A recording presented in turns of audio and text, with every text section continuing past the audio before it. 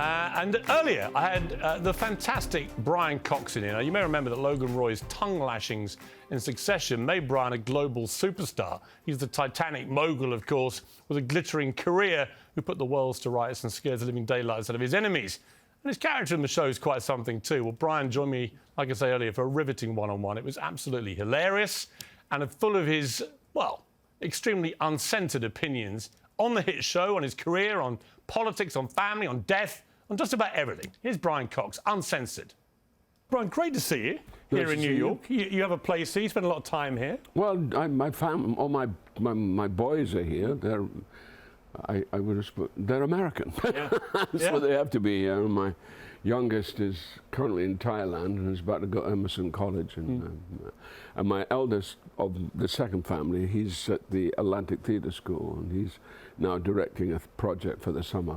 So, and my wife's here. So, but I'm about to go back to England because I'm going to be doing work from England. With your kids, have you got the succession sorted? Yes. Yeah, they get nothing. The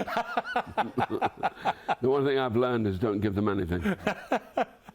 It's quite interesting, actually, because that's become quite a debate where a lot of people take a view, give the kids nothing, others take a view, give them something, others spoil them ridiculously. How have you actually been as a father in that regard? I think I'm fair. I think I've been a father at different financial stages in my life. I mean, there's a time when I was, I had my first wife was very smart with money, so I was quite good at that. We're not so smart with money on this side, but we're doing much better. I actually, on my WhatsApp chat with my 3 sons in their 20s, I often send them Logan Roy gifts as responses to their various observations about what I should be doing to help them. It's very useful. I love the way you say observation. You mean their needs? Yes. Demands. Demands, yes, exactly. Let me ask you, I mean, post-Succession, is it a weird feeling when you come out of something that's so iconic, so successful? Well, it is a bit weird. I mean, the problem is that I can't go anywhere now. I mean, I used to pride my anonymity, but it's gone. Even here in New York, was they sort of used to? Oh, yeah. I mean, I go wherever I go. There's somebody will come up and say, "Can I have a picture?" Or "Can you tell me you know what?" and I go, "Okay, you can," and it's the best thing to say to somebody because in a way you mean it. Is this the most famous you've ever been in your life? Yeah. I think so. And do you like that? I mean, is it intoxicating, but also a little bit intimidating? It's a sort of, what is it? How do I describe it? It's a sort of, it's all right, but it's also sometimes gets a little bit overmuch, I mean, because people are they're so into the show. I mean, it's just incredible. I know it's kind of weird when I went to China. I was in China recently. And I thought, oh, this is great, nobody will know the show. It lasted a day. Really? A day. Even there, Logan Roy was massive. And suddenly, all these kids going, Logan Roy, hey, Logan Roy. Sorry, does that sound, I didn't mean that to sound, no. But you know what I mean. And, it was kind of strange, and I thought, oh, God, But, I mean, people are always, I have to say, people are always very nice. They're always very graceful. And you get the odd kind of bargy guy who comes in or says, can I have it, and you go, no, cool it. And I've learned, the one thing I've learned, and I've never been good at this, is saying no. I've had to learn how to say no on occasion. Where are your limits? Well, my limits are when it just gets too much, or when we're in a particular area. Like getting off a plane and somebody says, can I? And I'm going, well, there's a lot of other people. If I start giving you, I know the world and his wife is going to start coming up and wanting a photograph, and I'm never going to get to baggage. The ending of Succession, the final season, I've got to be honest with you, when they killed you off, I was incredibly disappointed.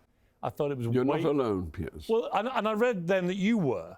Well, I mean, I wasn't really disappointed. I mean, I trust Jesse Armstrong implicitly.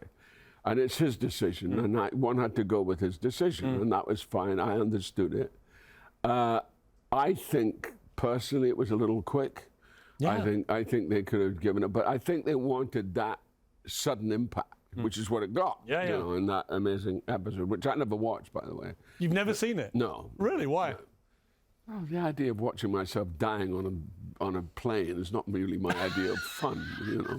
It's not something I really want to take on board, you know. I'm going, oh, you know, I just watched myself die last night. It was so dramatic and so good, and I was so overwhelmed by my death, you know. And bollocks to that. You know?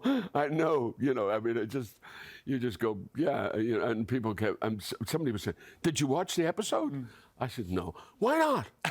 It's a great episode. I said, I'm sure it's a great episode, but there's no way that I'm going to watch myself near or lying on on a carpet on a plane. You know. I mean, funny enough, I watched it, and after that, the next few episodes, it began to lose me because you weren't there, because Logan Roy was no longer part of it. I began to lose interest, and I tweeted to that effect, and then got a whole maelstrom of response from people. And you'll probably hate this, but I got back into it when your coffin appeared in the funeral scene. Yeah. Because suddenly you were back, and then of course there were some amazing performances, but the other characters were then responding because you were there again. Yeah. I felt that quite viscerally as a fan of the show. Yeah, I mean, yeah, I was. I mean, that was also a very funny thing that happened because they were worried about the funeral, and they kept saying, you know, we don't want to give it away. We've got to keep it in. You know, When it was over, really over, and the last episode aired, and that's the end of Succession. What were your honest feelings about that? Well, my honest feelings is I was incredibly proud to be part of such an extraordinary show and really kind of groundbreaking in many ways because it's a satire. And it's brilliantly written, mainly by British writers who know how to do that thing of edge. They get that sense of edge, and certainly Jesse does.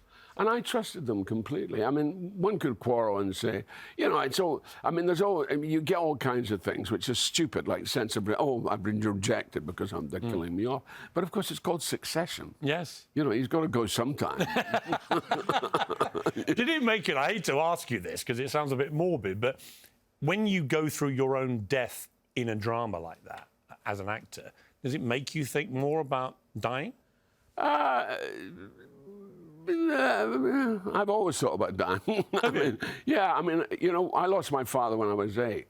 So death has always been kind of omnipresent in my life. So I've lost, you know, my sister, my elder sister just passed away in February. So I'd experienced that. And ironically, you know, Logan's death is quite funny because I was never there. How do you follow something like Succession? Christ knows. I mean, you know, how do I follow something? Is this what your bank managers ask you on a daily basis? Exactly. They're all going, and now what? You know. Could you imagine retiring or not? Me? Yes. Oh, never. No, I don't believe in that. No, I'll go on till I drop. Would your dream be in mid-performance on a big stage? No, it'd be a sort of wind down, I think, slowly. I think eventually the dementia will get me.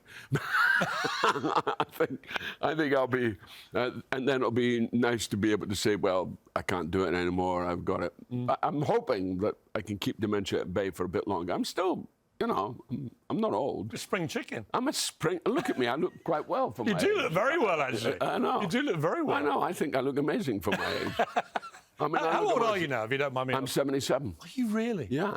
You look great. I know.